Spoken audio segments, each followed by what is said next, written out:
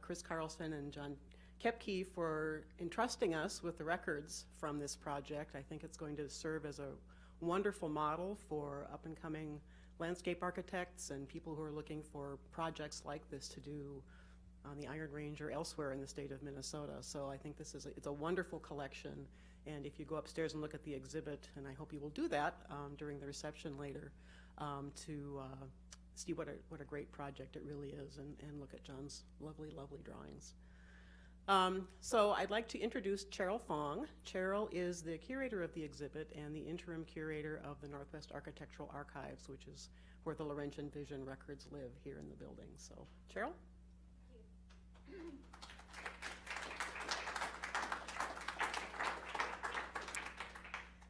Good evening, and thank you for joining us tonight to celebrate the acquisition of the Laurentian Vision papers to the Northwest Architectural Archives and the Laurentian Vision exhibit, which highlights the work and the vision found in their papers. As you heard, I'm Cheryl Fong, curator of the exhibit and interim curator for Northwest Architectural Archives. And if you're not familiar with Northwest Architectural Archives, we are the repository for the records of architects, engineers, contractors, landscape architects, interior designers, academics, and local professional societies from the Midwest region, with works that extend throughout the United States and the world. These records contain drawings of all kinds, specifications, job files, trade catalogs, research, slides, and photographs. So it was my first week on staff when I met Chris Carlson and John Kepke to discuss acquiring the project papers. They shared their story with me in the hopes that their papers would be preserved and made accessible to the public. Their passion for the project is contagious. As you well know, for many of you here this evening participated in that vision-making process. I have to say that as I pored over the collection, I marveled at the extent of the collaboration, the talent, the imagination, and the hope found within. I must say that as well, that sifting through the images of new plantings, drawings of potential lakes and shoreline in the dreary winter months fed the soul. And today, spring and sunlight have returned. So surely that is a sign of good things to come. I hope you enjoy the images and the story of this unique partnership and the vision for the area known as the Laurentian Divide, the Mesabi Iron Range, which begins on the 3rd floor. And before I turn our podium over to our guests, I would like to thank Darren Terpstra, exhibit designer and project specialist for the Archives and Special Collections. To Christine Carlson and John Kepke, who served as exhibit consultants. And thank you to Chris Kiesling, the Director of Archives and Special Collections, and to my colleague, Teresa Chepkis, Assistant Archivist at Northwest Architectural Archives, Tim Johnson in Special Collections and Rare Books, and my many other colleagues from those units who offered their support. So we are pleased to have both Chris and John here tonight to discuss what could only be alluded to in the exhibit, and that is the regional thinking in extractive landscapes and how the practice of landscape architecture and collaboration benefit the rebuilding of these environments. Chris, as you know, served as project manager for the Laurentian Vision Partnership to reshape former taconite mines into productive community, as principal, lost my place, served as project manager for the Laurentian Vision, and John as principal investigator. The work of the Laurentian Vision Partnership is to reshape the former taconite mines into productive community landscapes and habitat, and to build coalitions necessary to implement these regional initiatives. At the time of the project's conception, Chris was the senior fellow and adjunct assistant professor at the University of Minnesota's Department of Landscape Architecture. Chris is now located in Seattle and a principal at Steve Durant, LLC. And John is professor of landscape architecture at the College of Design with a focus on integrating ecological principles with artistic design thinking, and is a principal at the firm Urban Ecosystems. So let's welcome John and Chris to the podium.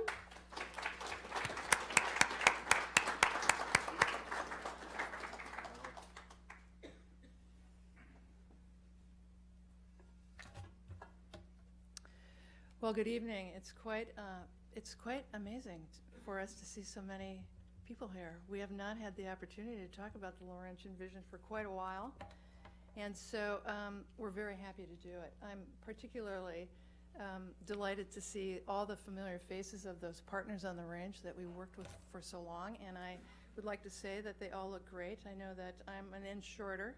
Kepke still has hair, but not as much as when we started in the early 2000s. I have a lot more scars, though. Lots of scars. And my family is here, which is amazing. And as my younger brother said, he only shows up when I've accomplished something. So hopefully you'll see what we've been doing for the last 15 years. So Cheryl was very nice to introduce us, and I want to thank her and Darren again for putting this exhibit together. It took a long time. There's a lot of material. It's complicated. They're not mine engineers, and they're not landscape architects, but they're very good at translating this long-standing story into what we hope is a pretty good illustration of what we're trying to accomplish up on the range. I do want to especially thank my my third brother, Kepke, and my wonderful husband, Steve Durant, who has been exceptionally supportive for 15 years on this project, including patience, participation, and it's been great, Steve. Thank you. I'm a little nervous. So we're not going to talk about the exhibit. It stands for itself. If you have questions, we're certainly going to be around to go into more detail about it. But what we do want to talk about is some of the issues and ideas that we've had that we've never really been able to exploit while working on this project. And the first one is really about collaboration and the true importance of collaboration over time, whether it's between disciplines or among stakeholders within communities or agencies or nonprofits, and how long it really takes to build the kind of trust, credibility, and working relationships required if we're really going to take on regional initiatives of this scale and of this importance. Second thing we really want to talk about is the practice of landscape architecture. We really never get to talk about that either. And the kinds of skills and technical skill sets, theory, knowledge, that it really requires in order to create credibility among non-traditional partners and to come up with really viable, affordable projects that we think are really doable over time. And then the third thing we want to talk about is what John and I think about regional thinking, and how we are very interested in changing reclamation planning and design in order to bring back a sense of place to an area, especially an area that is really focused on extractive resources. And there are a lot of others in the state. It's not just the mining region, but we could talk about agricultural landscapes. We could talk about river corridor landscapes in the state. And we truly believe, I think it's kind of a moral compass for us as landscape architects, that those need to be recycled, and they need to be recycled for future generations, and they need to be recycled in order to really sustain even the resources that we want to use now. So with that, I'm going to hand it on to the professor. Now it's my turn to thank my family. Yes. For putting up with me in general, That's right. but also for listening to our stories of 15 years of driving to the Iron Range to stay in the Park Inn and Comfort Inn and Suites. That's right. And the lodge at Giants Ridge, which was a treat, of course. And so thank you very much, Carol and Carson, for all you've done and the support you've given, both of us, really. Yeah. We're all, Steve and Chris Right. and Carolyn, Carson, and And I, and Peter. their son Peter are all old friends, so this is kind of like old home week for Yeah, us. that's right. So we've had the good fortune to work with some really highly skilled and interested mining engineers, landscape architects, planners on our project. Professionals who really care about the landscape and take great interest in how to reknit the mines back into their local context. And we've had some great support from our partners, a variety of folks from state agencies, specialists, community members who are interested equally in exploring reclamation options that we can help create the scenarios where what we call the 6 T's, taconite, timber, tourism, transportation, technology, and transform communities, all potential visions for the future, or ones that simply but importantly exceed our current reclamation standards in order to implement the project's intent of the Laurentian vision. And we have many of those people in the audience: Brian Heedy, Jim Swearingen, who actually started this whole thing, John Dustman, who helped us. I could go Bill Bryce, who was there at the beginning, and Pete Clevenstein, and many, many more. I'm sure I'm missing. Miria Hansen, who was our excellent facilitator. All those people, and Tim Pastica as well. Our excellent map Yeah. and golf disco GIS player. expert, right? Frisbee golf. Yes, just ask. If you want to have a half-hour conversation, just ask Tim about Frisbee golf on the island.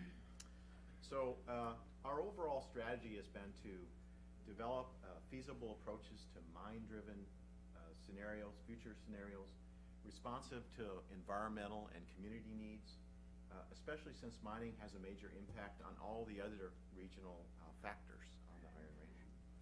And it takes more than a dispassionate group of experts. That's not effective.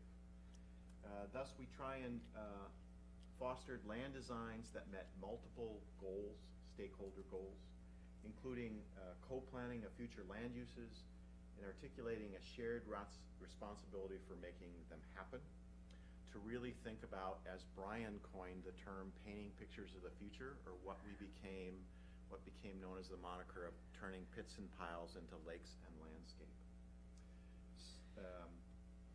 So with that, I'll turn it back to Chris. We're going to go back and forth a little bit playing on ping this pong, because so- and we're usually better at it, but we're a little rusty because we haven't talked about this for a while. So as landscape architects, our desired outcome for the range was to really rebuild it over time, to recycle it into another working landscape that's usable and livable for future generations. And one way to do that is to think about it while you are planning mine operations, so that you move dirt once. And if you have an articulate enough sense of the goals that you want to meet because you've done your partnership work and your groundwork with the communities, many of which abut these mines, then you have a pretty solid foundation upon which to at least start reshaping the infrastructure of what kind of landscape can come. And that's why we were so interested in this, just as physical landscape architects. But the other thing that we are really committed to is partnerships and collaboration. And as Miria knows, that's as much a foundation for rebuilding landscape as the actual physical and technical tools required to make it. And so we spent an enormous amount of time, especially with Miria, who's truly an expert in this and really committed to it, about how do we do that, especially with non-traditional partners. We had not worked with the mining companies before, even though John and I have had a long experience working with different communities. We hadn't really worked with the DNR, especially with reclamation standards, and we certainly hadn't worked with IRRB. So it was a very new experience for us, and it was a new experience for them as well. They had not had an intimate relationship with landscape architecture, and once we were called the Cityots, and once or 6-1 tours, as 6-1 Jim Plummer tours, well knows that. then we knew that we were making small inroads, but still had a lot to do, but at least we were not being turned away, and these ideas were starting to take shape. So why is it so important for landscape architects? Well, it's because we're dedicated to context, and we're highly trained, both in theory, in practice, and with an arsenal of skills to be able to really walk through these things. We really believe that the landscape needs to stay resilient, especially in this day and age, that we've used a great deal of it, and we're not as good at putting it back and recycling it in ways that allow it to function healthily again. We have always been taught about opportunity and vision, and that transcends disciplines and interdisciplines. So once you can create a common picture for what you want for the future, then it lays the groundwork for being able to move forward, regardless of the issues and regardless of argument and differences of opinion. Mine landscapes are local landscapes, and they're also stages in evolution, and we'll talk about a little bit of that a little bit later, but they're constantly changing. And if you've ever gone up to the range and watched the scale at which this happens, it's quite remarkable. It's quite overwhelming, but it's not unforeseeable that there are ways that it can be reshaped. And of course, we're trained in scale, space, and time. And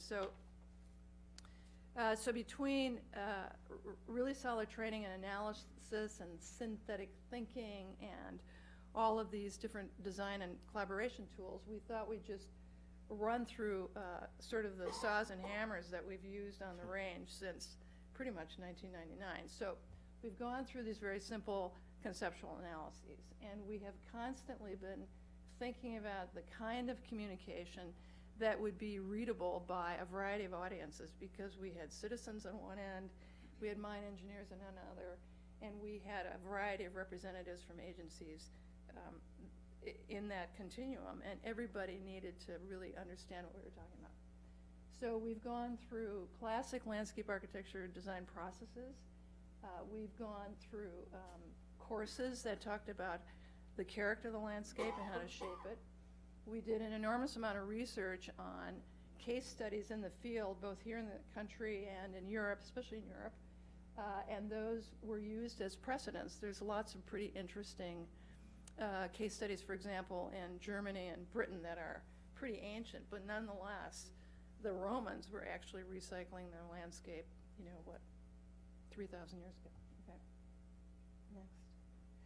And so we also used a variety of graphic tools, from very simple technical just sections to work through how we would, recreate slopes and things with the mine engineers, to storyboards about how to talk about some of these ideas. And that's actually a really early storyboard for this manual that we put together for both the operators in the field and mine engineers, to give them very simple sections for how they could replant certain parts of these mines, to much more technical sections using, these are haul roads that could become regular roads in the future.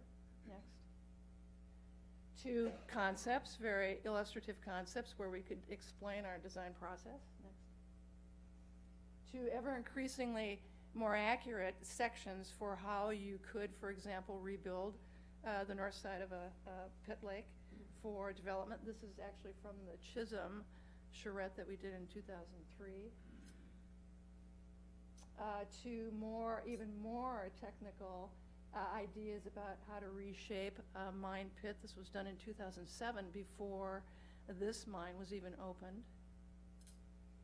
To sort of pretty refined concept drawings for how you could redevelop the edges of a pit lake as it fills with water and actually becomes a community asset. And this was actually done by Roger Martin in 2001. We threw this in because we actually just don't talk the talk. We actually get out there and do it. And I think the DNR will remember that we actually placed all of these flags. I think this was on Keewatin, wasn't it? Yeah. We replanted a stockpile using a palette of native materials that hadn't been used before, and this was how we laid it out. John and I have also been known to use spray cans to bubble diagram planting areas on stockpiles as well. Next. We also used regional models. The range is quite beautiful, and it's in a very beautiful part of the arboreal forest of northeastern Minnesota. And there are regional models that are actual physical structures that we think can be replicated in rebuilding a mine. And so we did a lot of research on those sort of templates, one of which is Lake Vermilion, which is full of these wonderful islands and coves. Another is the cliff faces along Lake Superior. Next. And we actually dimensioned those areas out. We literally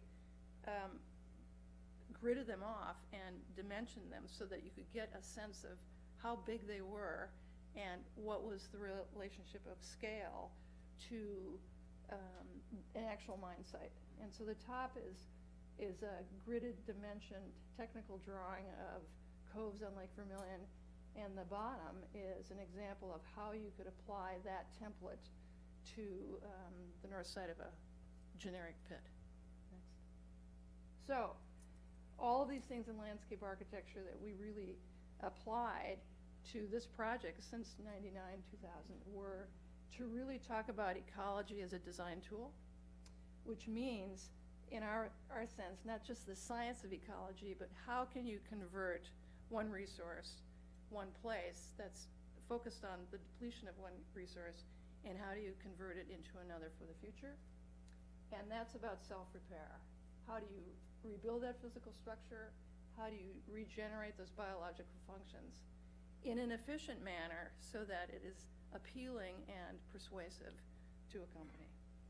So beyond the actual design tools that we just spoke about, there were a lot of collaborative tools, and this is where we relied a lot on Miria's expertise and other folks from the IRRR, Jim and Brian, and other government agencies, the DNR, and begin to think about this idea of civic infrastructure. What does it take to actually make this kind of dramatic change in a landscape?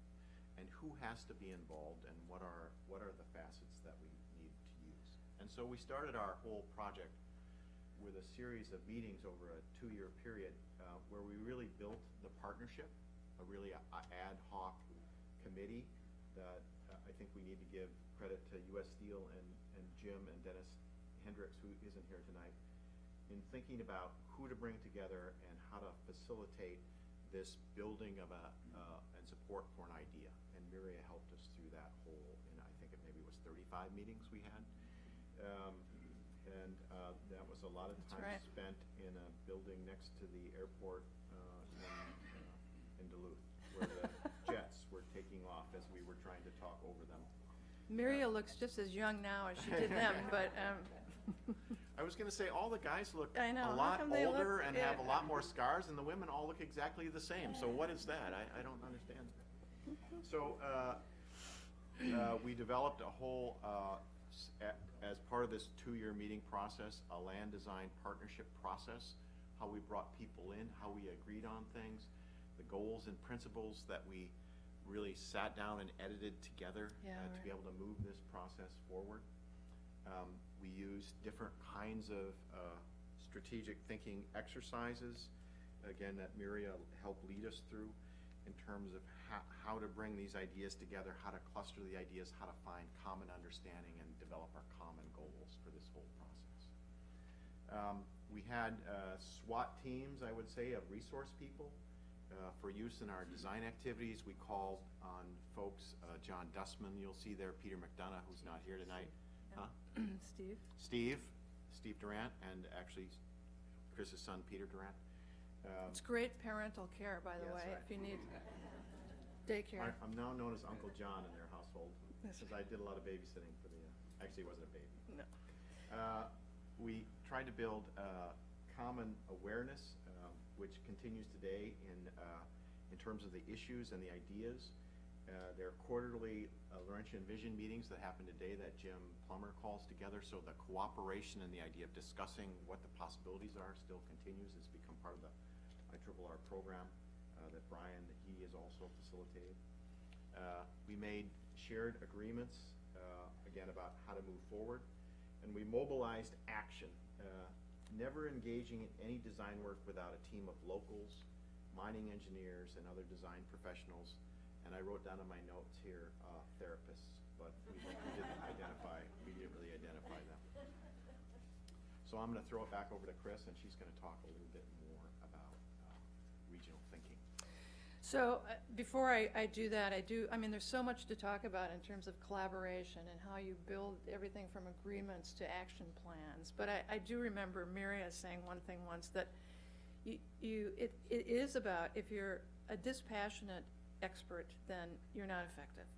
And so in this, she really taught us that you have to be a parent. You have to love the project enough to really hang in there with it.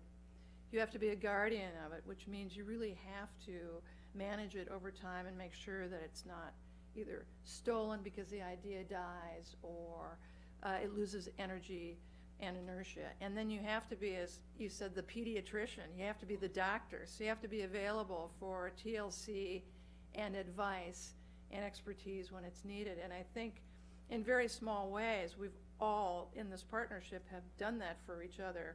But I think we have really learned to be able to discriminate between when we were acting in each of those roles. So we could go on and on about this collaboration, but I want to move on and talk about regional thinking.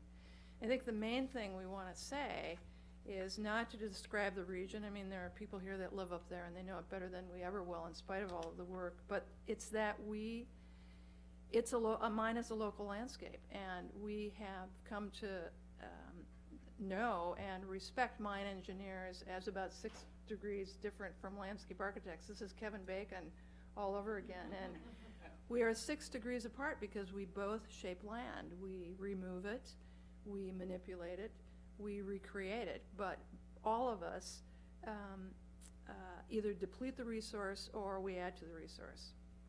So in that sense, we're constantly making incremental decisions about what it's going to be. What, are we going to take it out? Are we going to manipulate it? Are we going to leave it? And in that sense, we're changing the landscape all the time, and we're also making new land. So some of those changes are really permanent and will take more than our lifetime to come back, but some of them are not. And so I think what we're trying to say is that we all have the opportunity to either remove or to add value to it as we work it, and to respond to it over time. So this is building the layers. All of us, mine engineers and landscape architects, work from the bottom up. It may be the case that mine engineers don't really get to the details and the character, but we're advocating that they do. And so that's why this has been a really useful section for us in discussing how far the scale of that recycling, how far the scale of reknitting that landscape back into the range should go in terms of a company's role. Go ahead. So here we are. Where's the CEO thing? Oh, it comes That's next. coming next. Okay, yeah, great. So, one of our influences, I should say, was Horace Cleveland, who actually planned the park system here in Minneapolis, which makes our cities so great, Minneapolis and St. Paul, which makes our cities so great, and that he had this idea of regional or visionary thinking about how a landscape could be transformed and developed, parts preserved and saved, and others changed for the betterment of human society. So in thinking about that, imagine by the year 2070, let's say that most of the range, or at least along and through its major mining and community corridor 169, will be a post-mine landscape. A series of landforms, water-filled pit lakes, and remaining mine facilities. Most of us here, I'm sad to say, will be gone, but our children and their children will still be around, living in that landscape. What do we want it to be for them in the future? Do we want it to be a healthy, resilient ecosystem with potential to generate new economies for the region, with potential to continue to grow and evolve, or do we want it to be a devalued landscape of pits and piles? More than any other profession in this That's right. region of the state, pick it up. Okay. So I think what we're saying, and we're looking at our lovely mine engineers and companies here and agencies that work with it, is that more than any profession in the state, you have the opportunity and the power to plan and design a more positive future. And that means working with adjacent communities as well. So that's about making choices that will result in a healthy, diverse future. And it's not that you know today exactly what you want to rebuild. It's really about making a commitment to making sure that those benefits that we know are needed, both for people and nature, are incorporated into mine planning and the operation. So we're really talking about reshaping as you go. I think John and I think it's fair I can speak with John here, is that none of us has the right to leave a landscape in an unproductive and unusable condition, especially for future generations. It's a moral compass. We have the responsibility to protect the environment. And in that sense, if we look at the landscape that way, it becomes a capital good. It becomes an investment far beyond the extraction of just a single resource. And we think that that's a valuable way for companies to think. And we also think that it's doable. We can have both a healthy nature and the things that we need to survive in a sustainable way. So we're not saying that we are asking the mining companies to be philanthropic. We know what your mission is, but we are asking you to be wiser and more thoughtful in mine planning so that it incorporates multiple benefits that we really know are going to matter over the long term. So since 2000, we have... I put up Did you? Sky picture. Oh, right. I asked John to put this in, and when I was on the plane today, I picked up Sky Magazine, as one does, to do the crossword in the back. And there happened to be a pretty interesting article by the new CEO of the Nature Conservancy, who used to be an executive at Goldman Sachs. And the reason I put it up is because he talks about landscape as an investment, and he talks about the capital services, the natural capital that nature inherently possesses has monetary value. And it's a question of how to integrate that value into the bottom line, which none of us is very good at doing now. And so as a result, the Nature Conservancy, which does have an army of scientists, is starting to put together metrics that really can show the benefit, the costs and benefits of actually investing in forest instead of smokestacks, or investing in wetlands instead of other technical changes that will really relate to pollution. It's very complicated, and it's we're not talking at the same level. It's a much more sophisticated idea that's been going on for years, but I thought it was timely that we have a CEO on the cover of a popular magazine that really gets it and is really trying to change the culture within that organization, but also with the corporate partners that they work with all the time. So you want to do it, or should I keep going? I can go. Yeah.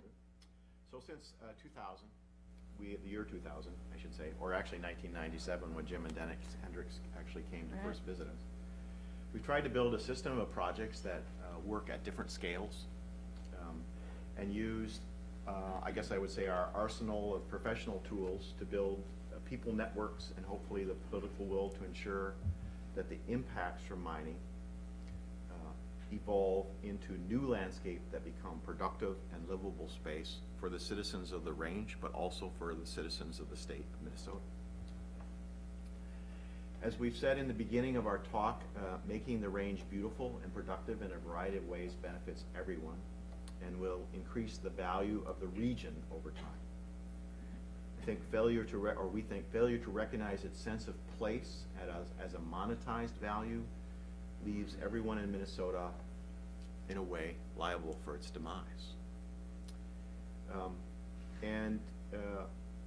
We also think this, which Chris alluded to earlier, that the other extractive economies of the state, there's also an opportunity for landscape architects, and there's many young landscape architects here in the audience.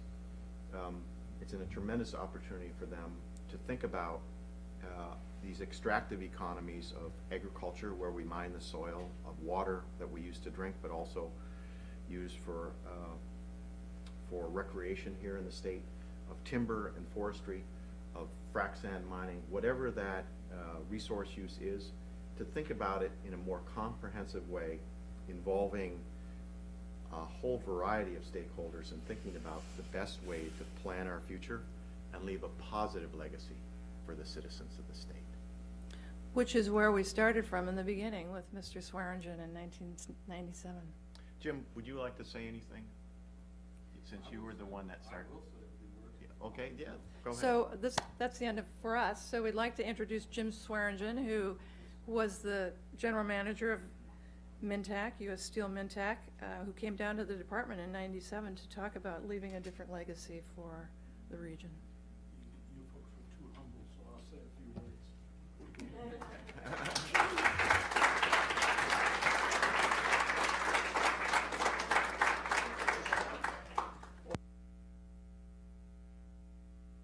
I didn't know I was going to say a few words, so I made a few notes while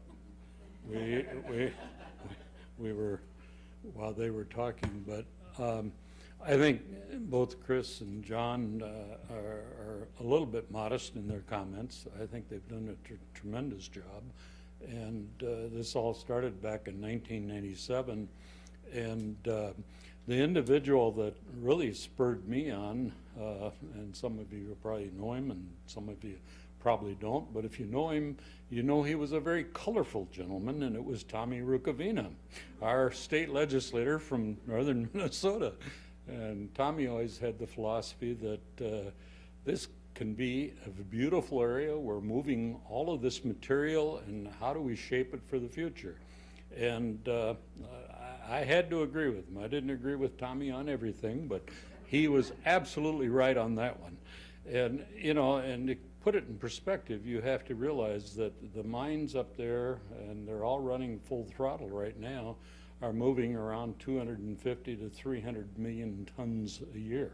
That's a million tons a year. And you also have to understand, and I'll speak on part of Mintac, which is U.S. Steel's mine, you know, what they are going to leave behind is a lake about 12 miles long. These are not small lakes, they'll be big lakes. And each of the mines will leave a lake of some size behind. And so the thought was, what are we going to do about it? We're moving all this material. We're going to leave some very valuable water behind. How do you go about shaping it? How do you go about leaving it in some form that's going to have value to the next generation? Well, probably not the next generation, maybe the generation after that.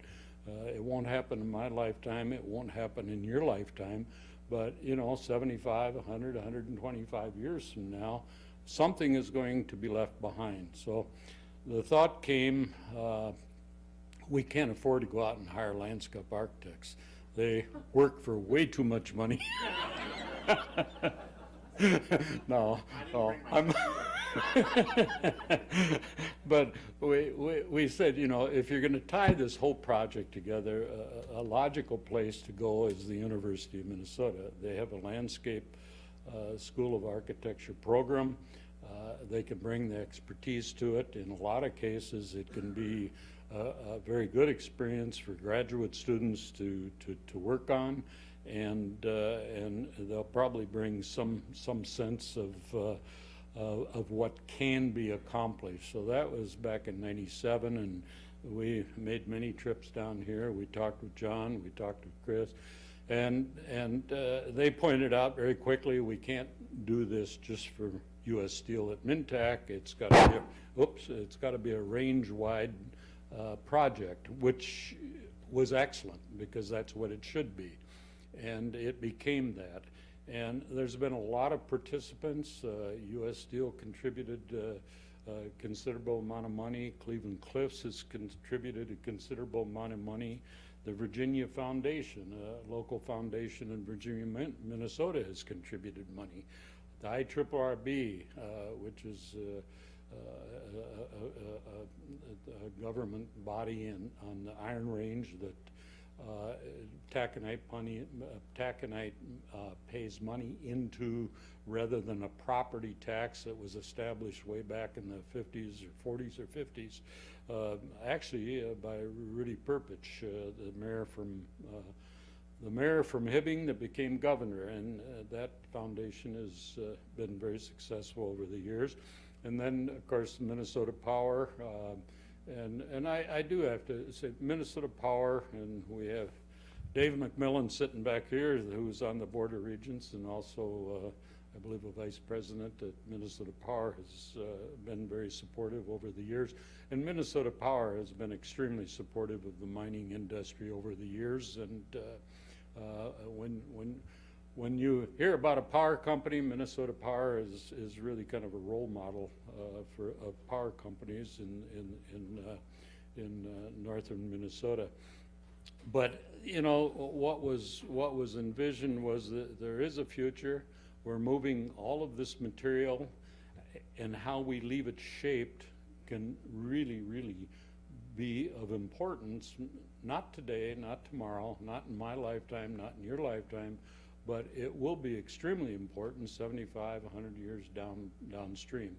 So John and Chris came on board with all the enthusiasm, and they brought a individual in from University of Michigan, I believe it is, Tony Bauer, and he made presentations of what's happened internationally around the world with mining projects that have become obsolete, but they left it in a form that resorts developed, housing projects developed, communities developed around what they left behind, rather than an eyesore, and that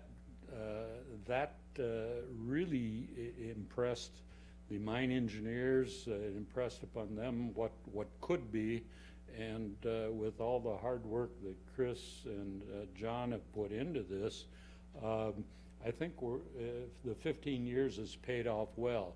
We are to a point right now, though, I believe. And I retired in 2003, and I got to get reinvigorated a little bit here too, because I do get enthused over this. It's an exciting project, and to think of what can be left behind.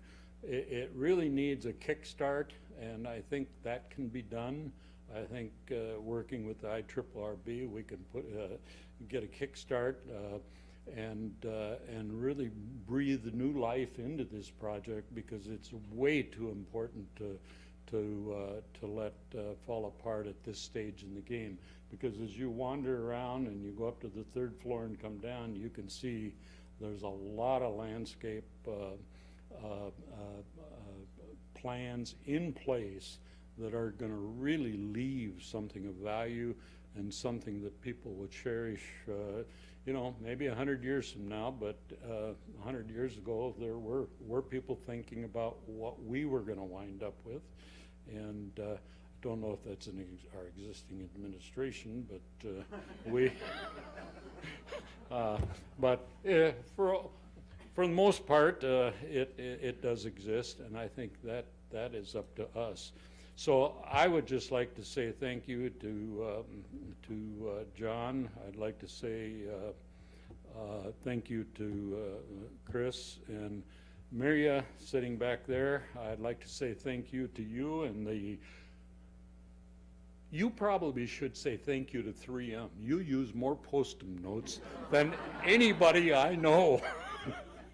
But Maria has done a lot of, she did work at Mintec for about 10 years, getting us in a course, in a direction that was good for Mintec, but she also has worked on this project, and her 3M stock has done very well with the Post-it notes. So with that, thank you. And thank you, John and Chris.